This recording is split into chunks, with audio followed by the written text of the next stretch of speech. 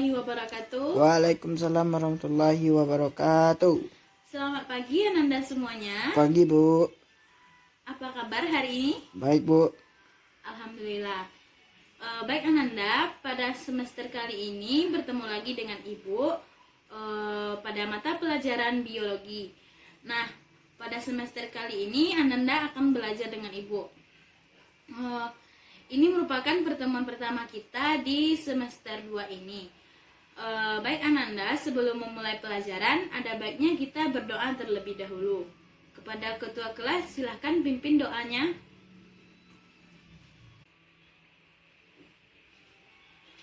Oke Ananda, sebelum lanjut ke pembahasan materi pada hari ini, Ibu akan mencek kehadiran Ananda terlebih dahulu ya.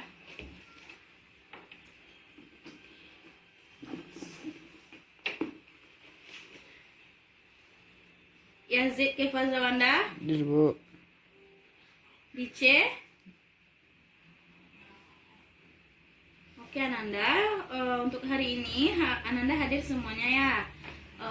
Ibu harap kehadiran Anda seperti ini sampai akhir semester nanti dan tidak ada yang tidak masuk kelas tanpa alasan tertentu. Baik Ananda, sebelum kita masuk ke materi, Ibu akan terlebih dahulu kita harus mengetahui apa tujuan pembelajaran kita pada hari ini.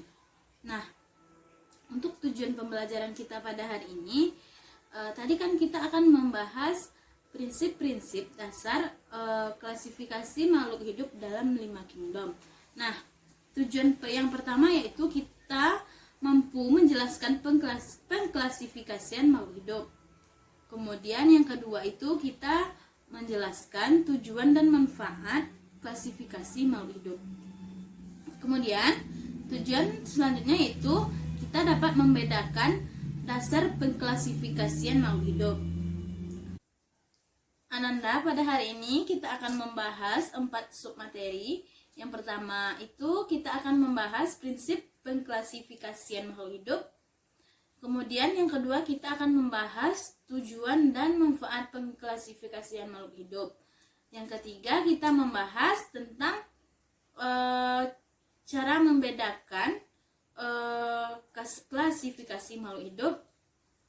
Kemudian yang terakhir yaitu kita akan menjelaskan tingkatan dari sistem klasifikasi makhluk hidup itu.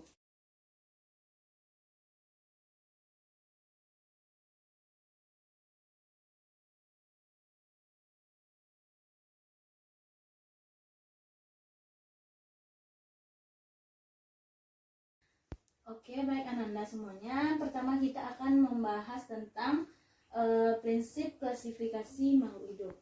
Nah, sebelum kita masuk kepada prinsipnya ini, Ananda harus tahu dulu apa itu klasifikasi. Nah, ada yang tahu apa itu klasifikasi? Ya, benar sekali ya. Klasifikasi adalah pengelompokan. Nah, benar sekali ya, klasifikasi adalah pengelompokan. Nah, jadi dapat kita simpulkan bahwa klasifikasi makhluk hidup adalah pengelompokan aneka jenis makhluk hidup berdasarkan kelompok-kelompok tertentu.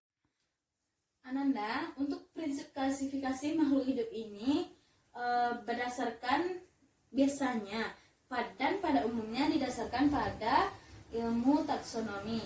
Nah, ilmu taksonomi ini yang sering kita kaitkan dengan klasifikasi makhluk hidup yaitu tingkatan takson. Untuk ilmu taksonomi ini pertama kali dikemukakan oleh Aristoteles. Untuk takson sendiri, takson ini merupakan kelompok makhluk hidup yang anggotanya memiliki banyak persamaan ciri. Nah, Ananda, selain berdasarkan ilmu taksonomi, pengelompokan makhluk hidup ini juga berdasarkan hierarki. Nah, maksud hierarki di sini yaitu pengelompokan makhluk hidup dari tingkatan terendah. Kita mulai dari tingkatan terendah dan sampai ke tingkatan tertinggi. Oke Ananda, jika Ananda sudah paham dengan prinsip klasifikasi makhluk hidup ini, kita akan lanjut ke pembahasan materi berikutnya. Oke, kita lanjut ke materi berikutnya, yaitu tentang tujuan dan manfaat pengklasifikasian makhluk hidup. Nah, Ananda, untuk mengetahui sesuatu tentu kita memiliki tujuan. Begitu juga dengan pengklasifikasian makhluk hidup ini, kita harus tahu apa tujuan dari pengklasifikasian makhluk hidup ini. Nah, dapat Ananda lihat bahwa tujuan pengklasifikasian makhluk hidup ini yang pertama itu kita dapat mengelompokkan makhluk hidup berdasarkan persamaan ciri. Nah, maksudnya kita nantinya jika kita mengelompokkan makhluk hidup, kita bisa mengelompokkannya berdasarkan persamaan atau persamaan ciri yang dimilikinya. Selanjutnya, tujuan yang kedua yaitu kita dapat membedakan makhluk hidup tersebut. Nah, maksudnya Ananda nanti bisa membedakan makhluk hidup yang satu dengan makhluk hidup yang lainnya. Nah, tujuan selanjutnya yaitu kita dapat mengetahui hubungan kekerabatan antara makhluk hidup tersebut. Nah, kita kan sudah tahu apa tujuan dari pengklasifikasian makhluk hidup ini. Setelah itu kita dapat menyimpulkan apa saja manfaat dari pengklasifikasian makhluk hidup ini.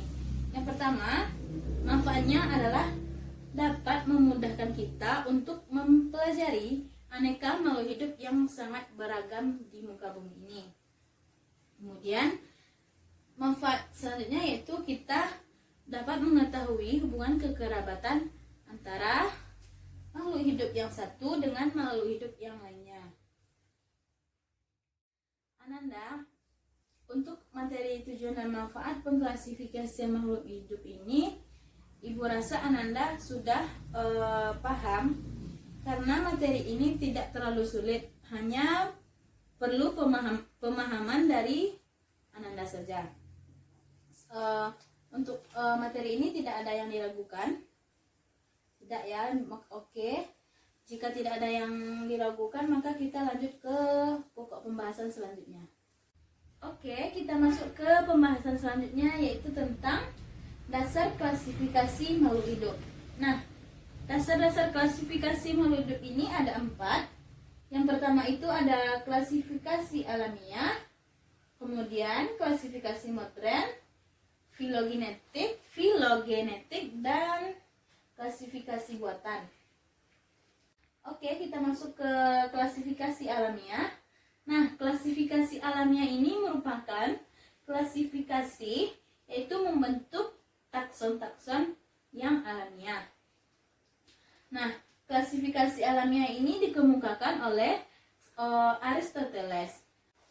Aristoteles ini dia mengungkapkan bahwa klasifikasi alamiah ini terdiri dari hewan, kemudian juga terdiri dari tumbuhan. Kemudian dia mengelompokkan hewan ini berdasarkan habitatnya. Kemudian untuk tumbuhan ini dia mengelompokkan berdasarkan ukuran dan struktur. Nah, selanjutnya yaitu tentang klasifikasi modern. Nah, klasifikasi modern ini dikelompokkan berdasarkan hubungan kekerabatan antara organismenya, seperti ciri-cirinya, ciri kromosom, ciri gen, dan lain-lain sebagainya. Nah, kita lanjut ke klasifikasi filogenetik. Filogenetik ini dikelompokkan berdasarkan dekat atau jauhnya hubungan kekerabatan antara makhluk hidup yang satu dengan makhluk hidup yang lainnya, yaitu dengan cara melihat struktur morfologinya,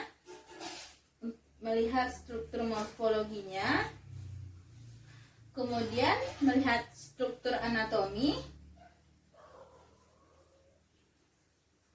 dan melihat ekologi dari organisme tersebut. Yang terakhir yaitu klasifikasi buatan. Nah, klasifikasi buatan ini dikelompokkan berdasarkan tujuan praktis. Nah, contohnya jika dia merupakan tanaman obat, berarti tujuannya untuk mengobati. Nah, maka pengelompokannya itu bisa dimasukkan yaitu jahe, kunyit, ginseng, dan tanaman obat-obatan lainnya. Nah, itulah yang dimaksud dengan klasifikasi buatan, di mana dia dikelompokkan berdasarkan tujuan-tujuan praktis. Oke, tentang dasar-dasar klasifikasi makhluk hidup, ada yang ingin bertanya atau ada Ananda yang belum paham? Jika belum, silakan acungkan tangannya jika ingin bertanya. Bu, saya ingin bertanya, Bu. Ya, Yazid, silakan. Jelaskan lagi klasifikasi alamiah, Bu. Oke, baik. Akan Ibu ulangi lagi. Nah, klasifikasi alamiah ini dibentuk berdasarkan takson-takson yang alamiah atau berdasarkan kehendak alam. Nah, tadi sudah Ibu jelaskan bahwa klasifikasi alamiah ini dikemukakan oleh Aristoteles. Nah, dia mengemukakan bahwa klasifikasi alamiah terdiri dari hewan, kemudian terdiri dari tumbuhan. Nah, untuk hewan sendiri, ia mengelompokkannya berdasarkan habitat. Habitat di sini maksudnya yaitu tempat tinggal.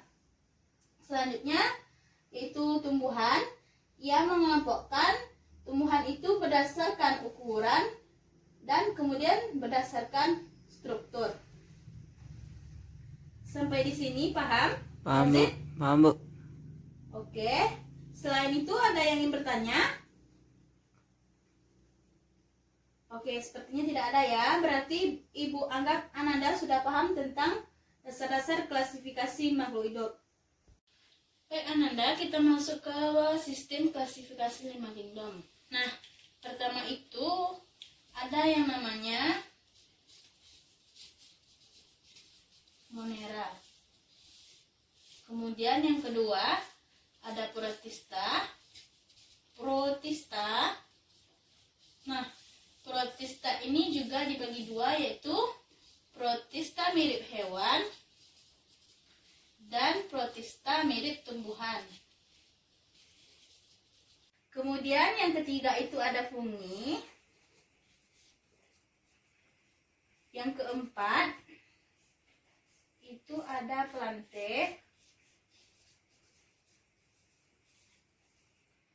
Dan yang terakhir itu ada kingdom Animalia. Nah, Ananda, ini merupakan sistem klasifikasi 5 kingdom. Baik Ananda, untuk materi ini Ibu akan memberikan Ananda tugas. Sebelumnya Ibu akan membagi Ananda menjadi beberapa kelompok. Kemudian nanti Ibu akan membagikan lembar kerja siswa. Lembar kerja siswa namanya akan Ibu bagikan kepada masing-masing kelompok.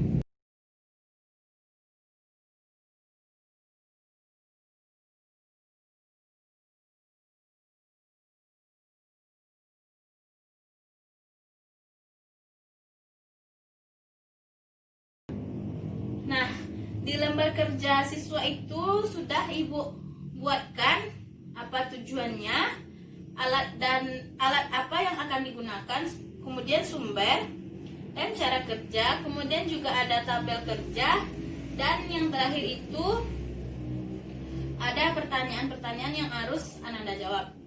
Untuk cara kerjanya bisa Ananda baca di cara kerja di bagian yang C. Bisa Ananda baca. Jika nanti ada yang ragu, bisa ditanyakan langsung kepada Ibu. Nah, silakan Ananda duduk per kelompok sesuai kelompok yang sudah Ibu bagi tadi. Nah, oke Ananda, semua kelompok sudah kembali ke kelompok masing-masing. Nah, Ibu akan menunjuk beberapa kelompok untuk tampil ke depan mempresentasikan hasil diskusi kelompoknya. Nah, kali ini Ibu menunjuk kelompok 2, kelompok 4, dan kelompok 7 untuk mempresentasikan hasil diskusinya di depan. Pada kelompok 2 dipersilakan terlebih dahulu. Oke, Ananda semuanya, setelah beberapa kegiatan kita lakukan tadi, Ibu sudah menjelaskan juga dari awal sampai sistem klasifikasi 5 kingdom. Kemudian Ananda juga sudah berdiskusi dengan kelompok Ananda. Sudah cukup baik ya, bukan cukup baik, mungkin sudah mendekati baik apa yang Ananda sampaikan tadi. Semoga kedepannya lebih baik lagi. Nah, dapat disimpulkan pada hari ini, materi kita pada hari ini, bahwa sistem klasifikasi makhluk hidup ini terdiri dari 5 kingdom. Yang pertama ada Monera, yang kemudian Protista, Fungi, Plantae, dan Animalia. Nah, untuk tujuan dan manfaat pengklasifikasian makhluk hidup, Ibu rasa Anda sudah paham ya, tidak perlu diulang lagi. Kemudian yang tentang apa lagi, prinsip klasifikasi juga sudah paham sepertinya. Mungkin itu saja.